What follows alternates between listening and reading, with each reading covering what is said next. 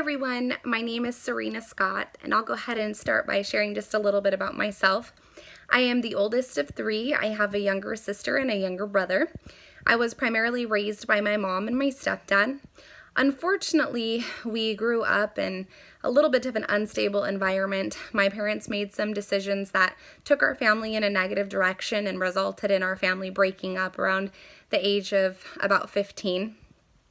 So with that being said, I took on a high level of responsibility for my siblings and for myself. I started working at a very young age, and ever since I've been extremely driven and determined to not end up in the same situation that my parents did and to provide a better life for my family. And so with that being said, when I did start my professional career, I worked in many customer service roles. I had the opportunity to be a mascot instructor for about 5 years, which was a super fun experience. I met a lot of great kids, and I was able to work alongside them, teach them, coach them, and just get to know them better. So it was a very, very positive experience. I went to college at California State University, Stanislaus, and studied communications and public relations. I absolutely loved that major because it was a broad topic, and so I felt like I could take what I was learning into any field. When I finally landed in education, I had been in the restaurant industry for about 6.5 years and just really praying on what God had for me, and He opened up a door in higher education in the career services department. I had just a huge growth experience, both personally and professionally, when I was in that role. I worked with a lot of professionals who had been in the field for 20 plus years, and so I gleaned a lot from them. I just gained a lot of new knowledge and was able to build a new skill set, so it was very positive. And I've been in higher education for nearly 6 years now. I've worked for both for-profit and nonprofit institutions.